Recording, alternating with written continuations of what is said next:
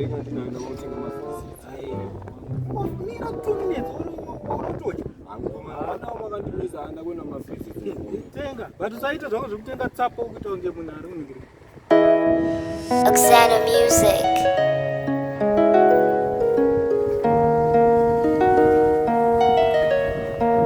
John's on the beat. Ndikakufonera udaire ndikakusendera message kuti vasiri kundiputika. Kwakanaka. Aiwa, usandudze izvozvo. Chii chinenge chinetsa?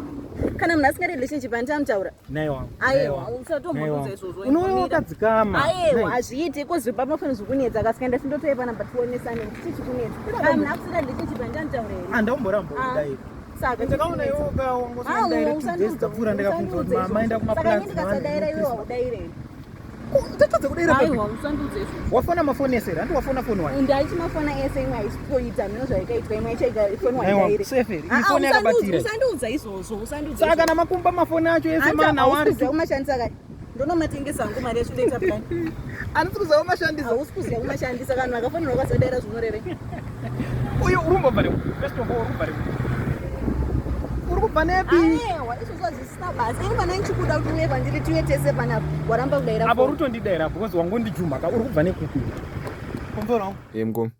Pane pika rikabhebhera ndoda kuradza. Ikwe. Kadondilava imwe yekuti but anjanakirwa kakunitsoma. Mawanere ngo. Kari kunitsoma. Ngatimbukaona. Kari kunitsoma. Hanti ukaona mfana wangu? Mko.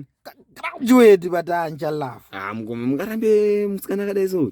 Yellow bone zvaro but ari kunitsoma. Pane zvezvichitika. Mko musadaro. Pane zvezvichitika. Mafona chinomaita sei? Saka ndi paka mafona zvinokatora mafona acho ese. Azvisikuita ndatadzisikuita. Baby. Baby wachandisiya. Baby wauya. Baby ndikatizi. Baby kutopopota zvako zvemanga bantu uri saka uri kundihurira. Jama ndiani wenyu? Usapuse iwe toshitaura ana baby zvawo kundidziza. Aundiziye ere baby? Ndizika. Future. Aiwa. Future uchandisiya future. Sabongo sikadere foni yangu ndozvongochita. Andikuziye ine. Bye. Bye wangupe mafona. Ndimuziye kana. Aiwa mfika siku ndipe mafona yangu. Ndipe mafona yangu. Munangangu ya. Ndipe mafona yangu.